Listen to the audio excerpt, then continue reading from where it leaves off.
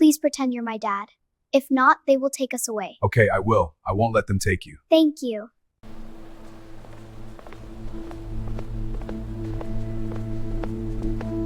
Korean Mafia boss was having tea alone, until identical twins whispered, "Pretend you're our father." He was the most feared man in Seoul. He had made grown men weep at mahjong tables and government officials lose sleep over their breakfast. And on a quiet Thursday afternoon, two 7-year-olds in matching coats walked up to him, pressed their small mouths to his ear, and whispered a request that did what 40 armed gangsters, 3 assassination attempts, and 1 very nervous therapist had all failed to do. It stopped him completely. A feared Korean Mafia boss was enjoying his tea in silence, until 2 identical twins leaned in and whispered, "Pretend you're our father." What happened next changed everything. Stay till the end, and don't forget to like, share, and subscribe for more powerful, unforgettable stories. The tea house had no sign. This was intentional. Cha Yeonhua existed the way certain truths exist, available only to those who already knew, invisible to everyone who didn't deserve to. It sat wedged between a dry cleaner that had been closed since 2011 and a stationery shop run by a man who seemed personally offended by customers, and its only advertisement was a wooden door the color of old pine and older secrets. Inside, the air smelled like chrysanthemum and the kind of silence that costs money. Outside, Seoul moved at its usual pace, loud, indifferent, chronically late to everything except disaster. Jihoon arrived at 1:58 p.m., as he always did, because arriving exactly on time was for people who wanted to seem punctual, and arriving early was a form of vulnerability he'd abandoned in his 20s. He wore no tie. He never wore ties on Thursdays. Thursday was the one day of the week that belonged only to him, a fact enforced not by locks or guards, but by the specific look he gave anyone who attempted to schedule something on a Thursday, a look his lieutenants had collectively agreed was worse than being shot, and 3 of them had been shot, so this was not a casual comparison. Madame Su was already at the door. She raised one eyebrow. This meant, asterisk your usual table, your usual cup, the good leaves, not the ones I give the other people. Asterisk Jihoon inclined his head. This meant, asterisk thank you. Asterisk this was the entirety of their relationship, and it was, without question, the most functional relationship either of them had. He Saturday. The tea arrived. He wrapped both hands around the cup in the way people only do when they are not afraid of appearing gentle, because Jihoon had nothing to prove to porcelain, and he exhaled, slowly, like a building releasing pressure from its deepest flaws. Outside, the city was someone else's problem. In here, there was only steam and silence, and the specific peace of a man who had built walls so high and so thick that nothing unexpected had climbed them in years. He did not notice the twins immediately. This was, itself, extraordinary, because Jihoon noticed everything. He had been noticing everything since age 9. When noticing things had been the difference between eating and not eating, between being hit and stepping aside in time. He noticed the dry cleaner's shadow had changed angles, suggesting someone had moved inside a building that was supposedly empty. He noticed Madame Su had used the second-best teacups today, which meant she was slightly irritated about something, possibly the weather. He noticed the man 3 tables away. There were only 4 tables. Cha Yeonhua was not interested in profit, only precision, had been pretending to read the same page of his book for 11 minutes. What he did not notice, until they were directly in front of him, were the twins. They were identical in the way that seemed almost argumentative, as if nature had looked at the first one and thought, asterisk no, but really asterisk same dark eyes, same serious mouths. Same coats. Navy. Slightly too large. The kind of coats bought with growing room in mind, which is to say bought by a mother who was doing her best and refusing to do it twice. They stood before his table with the gravity of people arriving to deliver a verdict. The shorter one, shorter by perhaps a centimeter, though she carried it like a wound, had her hands clasped in front of her. The other one's arms were crossed. Jihoon looked at them. They looked at Jihoon. The man pretending to read his book stopped pretending. Then the one with her arms crossed, the elder, though elder was doing a lot of work for a 7-year-old, leaned forward, slow and deliberate, until her lips were approximately 4 inches from his A. And she whispered.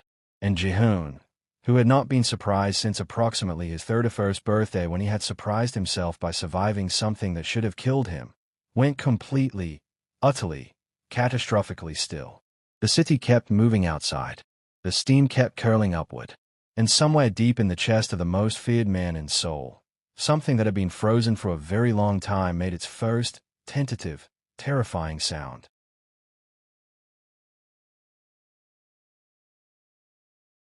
The request, delivered in a whisper that somehow carried the weight of a legal document, was this. Asterisk, pretend you're our father. Just for today. Please. Asterisk. Jihoon did not move. This was not unusual. Jihoon rarely moved unnecessarily, having long ago concluded that stillness was its own form of power. But this particular stillness was different. This was the stillness of a man whose entire internal operating system had just received a file it had no program to open. He sat with it. The steam rose. Somewhere behind him, Madame S's eyebrow performed a movement so complex it may have constituted a sentence. He looked at the twins. The one who had whispered, the elder. He was already thinking of her as the elder, which was a problem because it implied he was thinking of them at all. Stood with her arms still crossed, watching him with the patience of someone who has learned that patience is not a virtue but a strategy. The younger one, the one with clasped hands, was doing something more dangerous. She was looking at him with a particular expression of a child who is trying very hard not to look like she needs something. Jihoon recognized this expression. He had worn it himself, once, for approximately 3 consecutive years, and he had never quite forgiven his face for it. He looked past them, toward the window. There, across the narrow street, a man in a jacket one size too casual was standing near a noodle cart he had not ordered from. He was looking at his phone. He had been looking at his phone for the last several minutes without once scrolling. Jihoon knew this because Jihoon always noted the hands first. Hands told you what the face was trying to hide. The man's thumb had not moved. He was watching. He was watching the tea house. He was watching. Jihoon revised, slightly downward, the twins. The frozen thing in Jihoon's chest made the sound again. He returned his gaze to the girls. Asterisk, sit down. Asterisk, he said. His voice, when he chose to use it, was quiet the way rivers are quiet. Smooth on top, pulling hard underneath. The elder twin sat immediately, which told him she had expected yes, had planned for yes, which meant she was either very confident or very desperate. And given the man across the street with the unmoving thumb, he suspected it was the particular combination of both that only children in real trouble ever achieved. The younger one sat too, more slowly, with the air of someone who wanted it noted that she was choosing to sit, not being told. Jihoon noted it. He did not say so. Asterisk names. Asterisk, he said. Asterisk Arium. Asterisk, said the elder, with the emphasis of someone who has explained the pronunciation before and is prepared to explain it again. Asterisk Bora. Asterisk, said the younger. And then immediately. Asterisk, she's only 11 minutes older and she never lets me forget it. Asterisk. Asterisk Bora. Asterisk Arium said, with the specific tone of an older sibling who has developed a warning system that required only one word. Jihoon looked at them for a long moment. Then he did something he had not done in a professional context since a very ill-advised meeting in 2019. He picked up his tea, drank it, the whole cup, slowly, eyes closed, and set it down. Asterisk, the man across the street. Asterisk, he said, still not looking at the window. Asterisk, how long has he been following you? Asterisk. Bora's clasped hands tightened. Arium's chin lifted exactly 1 centimeter, which Jihoon was already beginning to understand was her tell, the thing she did when she was refusing to be frightened. Asterisk, since Tuesday. Asterisk, she said. Asterisk. But a different man was doing it before him. They rotate. Asterisk. Asterisk, they rotate. Asterisk, Jihoon repeated. Asterisk, we counted 4. Asterisk, Bora said quietly. Asterisk, we made a chart. Asterisk. There was a pause. Jihoon looked at the two of them, 7 years old, matching coats, a surveillance chart, and felt something move through him that he did not immediately have a name for. It was adjacent to respect. It was adjacent to something older and more inconvenient than respect. He stood. He was not a short man. When Jihoon stood, rooms reorganized. The man across the street looked up from his unmoving phone and found Jihoon looking directly at him, across distance and glass, with an expression that communicated, with remarkable efficiency, that the man's continued good health was currently under administrative review. The man looked away so fast he knocked into the noodle cart. Jihoon placed enough money on the table to cover the tea and an apology to Madame Su for the disruption, then looked down at the twins. Come. He said. Ariam stood. Bora stood. And the three of them walked out of the tea house and into the city. Single file. The man with no softness left leading two girls who had decided, with zero evidence and absolute certainty, that he was exactly what they needed.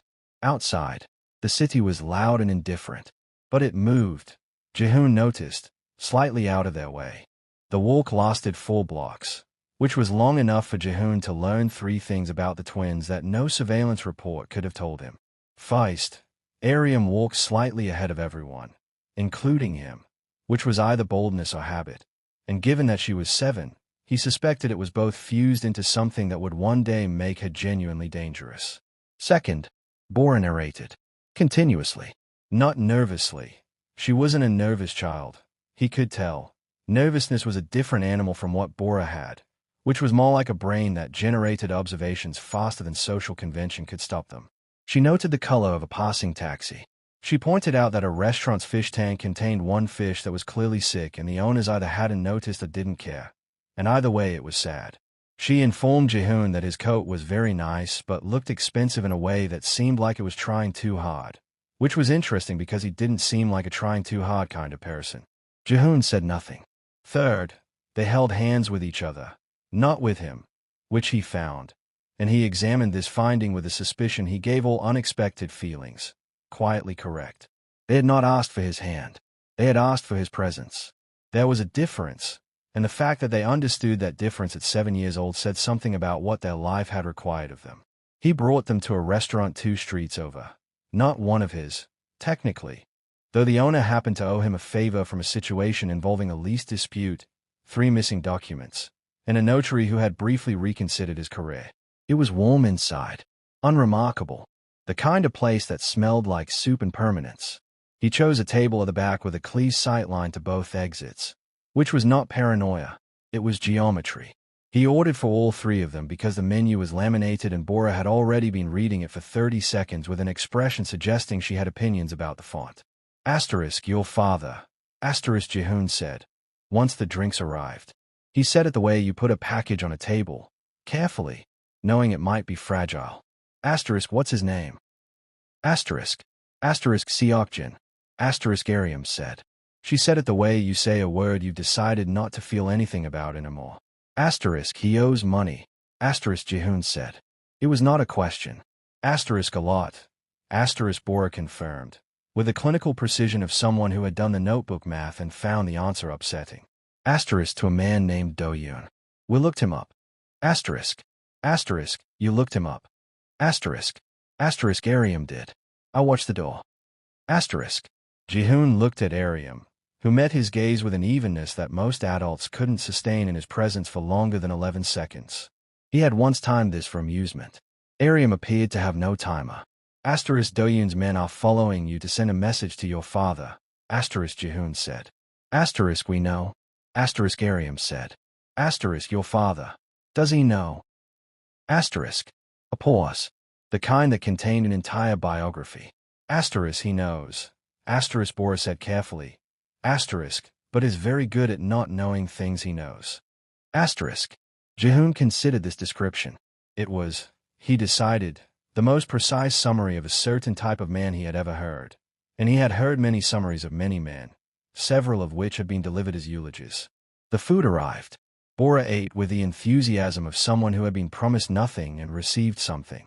Ariam ate with focus, methodically, the way she appeared to do everything, as though eating were also a problem to be solved and she intended to solve it completely.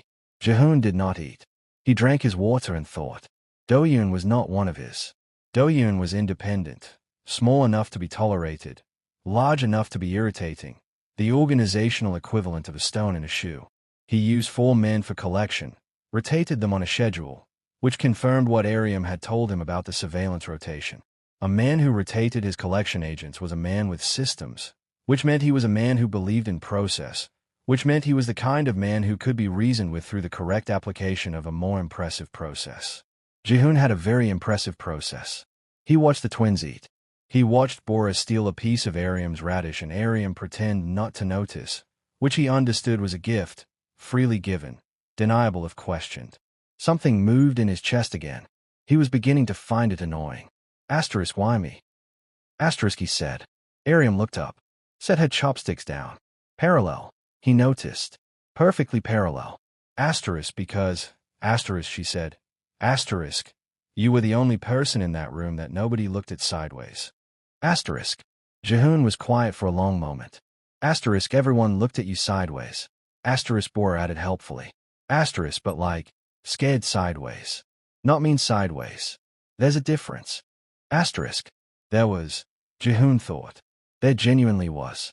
Outside, Seoul moved fast and loud and without mercy. Inside, a man who had forgotten what it felt like to be chosen watched two children finish their soup, and said nothing, and felt the ice in his chest develop a second crack. Jihoon found Do-yoon the same way he found most things that needed finding. He didn't look. He simply made it known, through the specific ecosystem of favors and fear that constituted his professional network, that he was interested. Within 6 hours, 3 separate people had independently volunteered Do-yoon's location, his schedule, his preferred brand of cigarettes, and the name of the woman he was currently lying to about being married.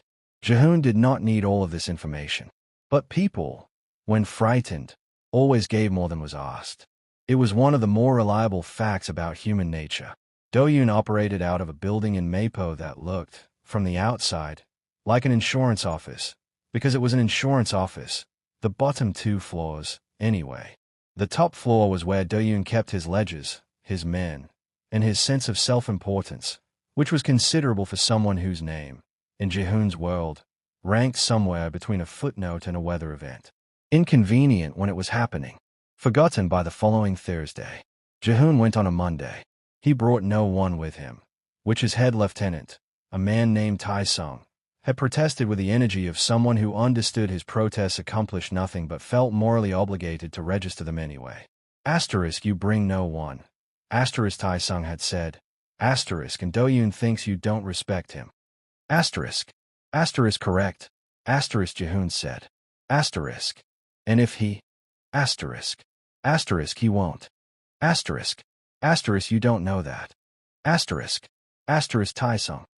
Asterisk. Asterisk, yes. Asterisk. Asterisk, I know that. Asterisk. Tai-sung had gone home and stress-eaten an entire sleeve of crackers, which Jihoon knew because Tai-sung stress-ate crackers the way other people stress-drank, and the crumbs were always on his jacket the next morning. Jihoon had never mentioned this. It seemed unkind.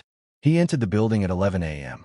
The receptionist on the ground floor looked up, opened her mouth, and then experienced a rapid internal recalibration upon seeing Jihoon's face, arriving at the conclusion that whatever she'd been about to say was probably not necessary. She sat back down. She found something to do with her computer. Jihoon took the stairs. Do-yoon's men were in the hallway outside the top-floor office. 2 of them, both large in the way that suggested they had been hired specifically for their size, which Jihoon always found optimistic. Size was a deterrent. It was not a strategy. He walked past them as though they were furniture, because to him they were, and knocked once on Do-yoon's door before opening it. Do-yoon was at his desk.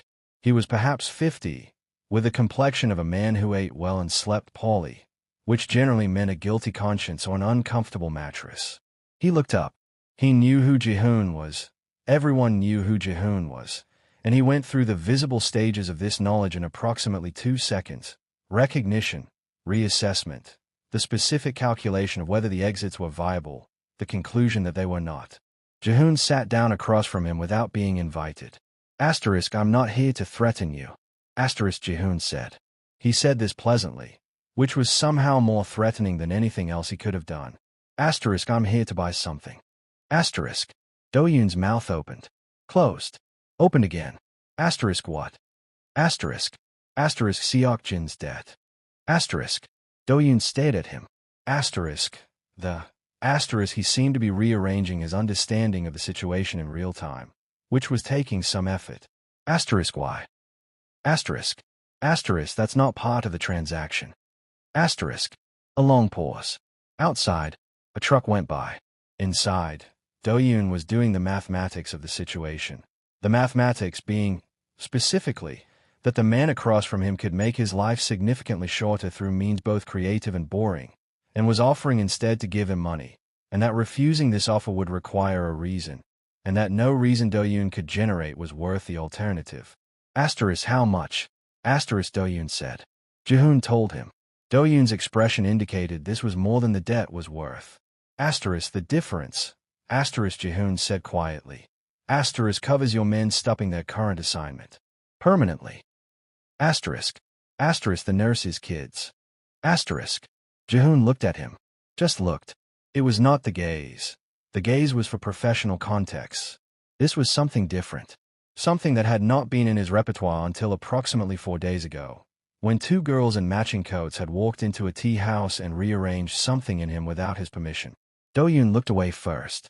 Asterisk fine. Asterisk. It took 11 minutes. The debt. Transferred. The agreement. Made. The men. Recalled. Now here was a question Ji-hoon had been turning over since Monday, the one without a clean answer. The debt was cleared. The men were gone. The twins were safer. He had done what needed doing, swiftly, efficiently, the way he did everything. So why, driving back across the city, did it feel unfinished? Asterisk here's where I need to ask you something, and I want you to answer honestly in the comments. Asterisk. Asterisk Do-yoon spent months sending men to follow two little girls to school, to a 7-year-old school, as a message to a father who couldn't be bothered to show up and face his own mess. He hid behind children the way cowards always do. Asterisk. Asterisk if you believe children should never be used as leverage by anyone, not loan sharks, not deadbeat fathers, not broken systems, drop a comment below. Only people who think Do-yoon and Seokjin were justified will stay silent. Hit like and subscribe, because this story isn't finished, and neither is the justice. Asterisk. The unfinished feeling had a name. Ji-hoon realized as he pulled into his building's garage. He had cleared the external threat. He had not addressed the source. Do-yoon was a symptom. Seokjin was the condition. And Ji-hoon, who had never in his adult life left a condition untreated, picked up his phone and made a call. Asterisk find me a man named Seokjin. Asterisk he said. Asterisk is hiding. Check karaoke rooms. Asterisk. A pause on the other end. Then, asterisk. Karaoke rooms specifically. Asterisk. Asterisk is the type. Asterisk Ji-hoon said. And hung up. He was right. Of course. He was always right about the type. Seokjin was in the third karaoke room they checked. This was, statistically, faster than it should have been, which said less about Ji-hoon's intelligence network and more about Seokjin's profound lack of imagination when it came to hiding. He had chosen a room in a building in Mapo, different building from Do-yoon's, same neighborhood, which suggested that Seokjin's avoidance radius was approximately 400 meters, the spatial equivalent of hiding behind a curtain while your feet stuck out. The room was small. The lighting was the particular shade of pink that karaoke establishments used. Ji-hoon had always assumed, to make everyone look equally terrible. It was working. Seokjin looked terrible. He was 40, maybe 41, with the face of a man who had once been handsome and had spent the intervening years making consistently poor decisions about it. He sat with a bowl of instant noodles and a microphone he had apparently been using, because the song, a ballad, slow and catastrophically sincere, was still playing when Ji-hoon opened the door. Seokjin looked up. The noodles fell off his chopsticks. The ballad continued, indifferent to the collapse of the room's atmosphere. Ji-hoon looked at the microphone. Seokjin put the microphone down. Ji-hoon sat across from him. He did not turn off the song, because the song was not the problem. Seokjin was the problem, and Ji-hoon preferred to address problems directly, without the distraction of managing their environment. Asterisk you know who I am. Asterisk Ji-hoon said. It was not a question. Seokjin's face had already answered it. That specific blanching that happened when recognition met dread, the two of them arriving simultaneously like uninvited relatives who also happened to be debt collectors. Asterisk I. Yes. Asterisk Seokjin said. His voice had the texture of a man who had been stress singing for several hours and was now being asked to use his voice for something significantly higher stakes. Asterisk I know who you are. Asterisk. Asterisk. Then I'll be brief. Asterisk Ji-hoon said. Asterisk Do-yoon's debt is mine now. You'll repay it through work arranged by my people. The terms are reasonable. The timeline is structured. You will not default. Asterisk. Seokjin blinked. This was not what he had expected. What he had expected, what his entire body had prepared for upon seeing Jihoon in the doorway, was something considerably more physical and considerably less administrative. The relief was visible, and then immediately complicated, because relief in a man like Seokjin never arrived clean. It always brought guilt with it, trailing behind like a smell. Why? Seokjin said. And then, as though catching himself, thank you. Why? Jihoon looked at him for a long moment. The ballad swelled in the background, the singer reaching the chorus with a kind of emotional commitment that the current conversation sorely lacked. Your daughters, Jihoon said. Seokjin went very still. Ariam, Jihoon said. Bora. He said their names the way you set something valuable on a table, carefully, making clear that you understood its worth even if the current owner had forgotten it. They came to me, themselves, because Doyoon's men were following them to school, and you were in a karaoke room, and someone had to do something. The silence that followed was a different kind of silence from the ones Jihoon usually created. Those silences were made of fear. This one was made of something that had no clean name. The specific shame of a person confronted not with what they did, but with what their absence forced someone smaller to do instead. Seokjin's jaw worked. His eyes, Jihoon noted, were going red at the corners. He said nothing, which was, possibly, the first correct thing he had done in some time. They made a chart, Jihoon said, almost quietly. Of the men following them. They counted 4. They noted the rotation schedule. He paused. Bora watched the door while Ariam did the research. Something crossed Seokjin's face then. Something that cracked through the self-pity in the noodles and the pink karaoke lighting and landed somewhere much older and much more painful. It was the face of a man who was finally, at considerable cost, understanding the full dimension of what he had made his children carry. Jihoon stood. He straightened his jacket. He looked at Seokjin the way you look at something you have assessed completely and found wanting but have chosen, for reasons external to your own preference, to salvage anyway. The work starts Monday. He said. Be sober for it. He turned to leave. He paused.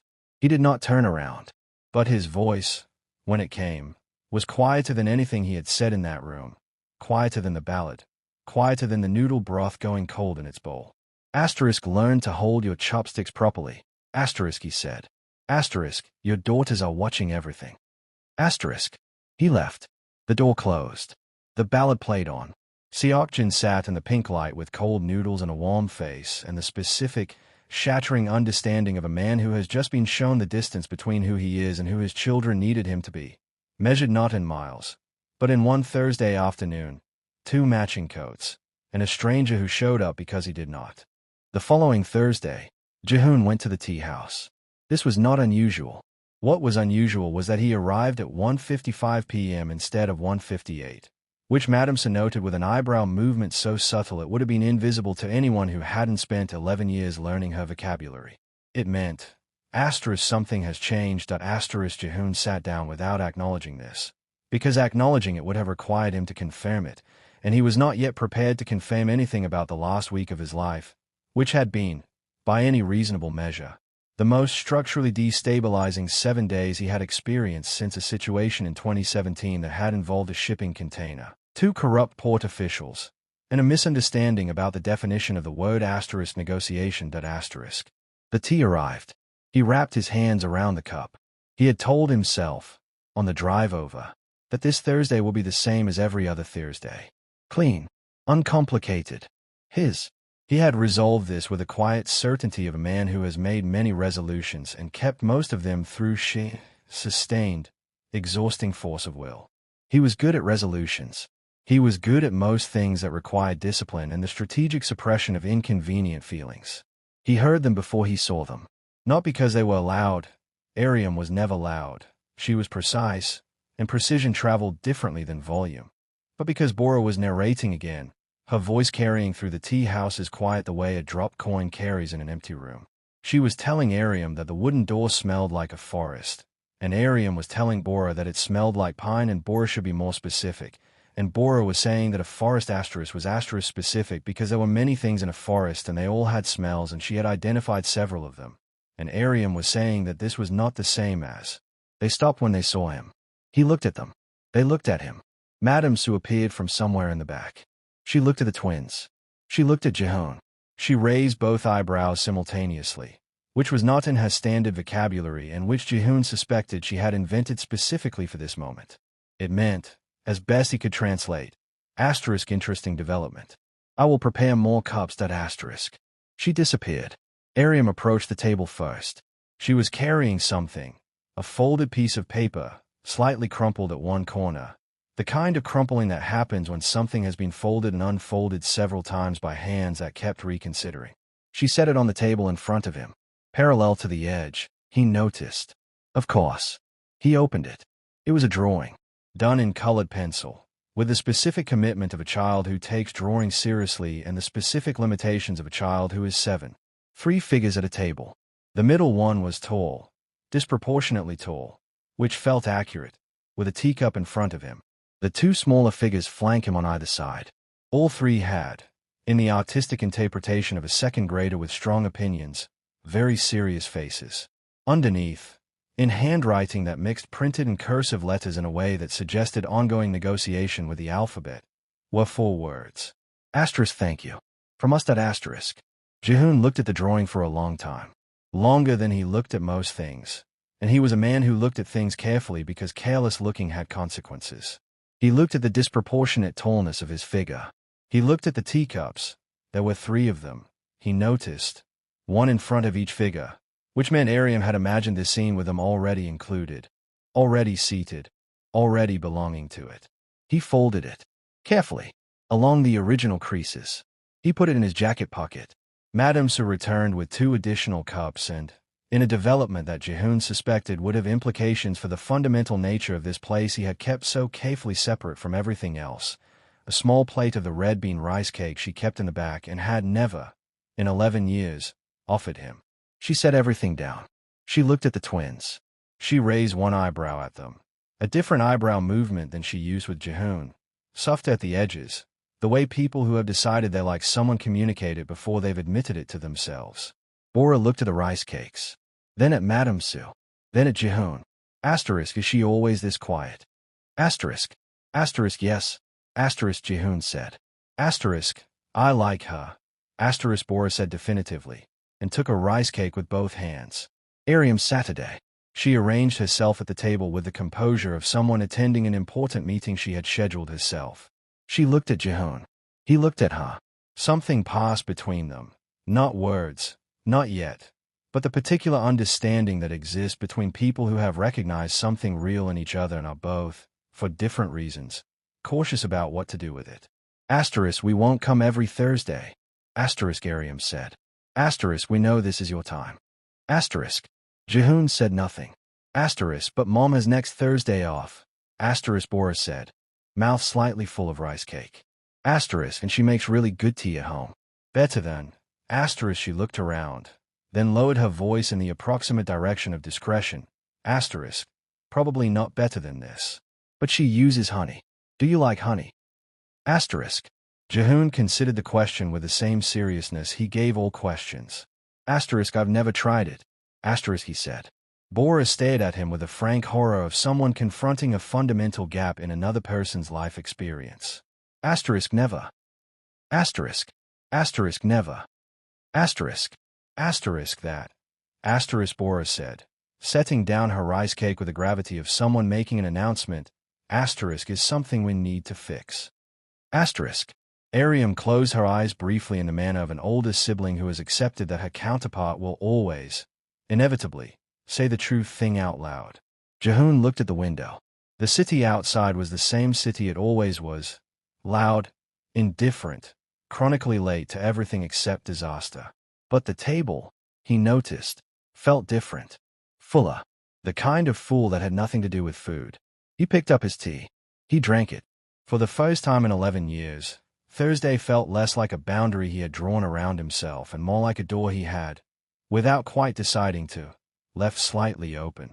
The following Thursday was not Jehoon's Thursday. It was theirs. This was not a decision he had announced or agreed to in any formal sense. It had simply happened the way certain things happen to people who have spent too long being careful, gradually, and then completely, and by the time you noticed, the thing had already made itself at home and moved the furniture. Jihoon had driven to the address Ariam had written on a second piece of paper, same handwriting, same negotiation between printed and cursive, same precise parallel alignment of the note on his car window, which he still did not know how she had accessed. And he had sat in his car outside the building for 4 minutes, which was 3 minutes and 58 seconds longer than he usually spent reconsidering anything. Then he got out of the car. The apartment was on the 4th floor of a building that was clean but tired, the kind of building that had been built with optimism and maintained with stubbornness, the walls doing their best against time and losing gracefully. The hallway smelled like someone's dinner and someone else's laundry and the specific warmth of a place where people actually lived, as opposed to the places Jihoon usually occupied, which smelled like money and agreements and the permanent tension of rooms where nothing was ever fully relaxed. He knocked. There was a sound from inside. 2 distinct sets of footsteps, one measured, one not. And then the door opened and both twins were there simultaneously, which suggested they had raced and were now pretending they hadn't. Ariam's hair was slightly displaced. Bora was still fixing her collar. Jihoon looked at them. They looked at him. Asterisk, you came.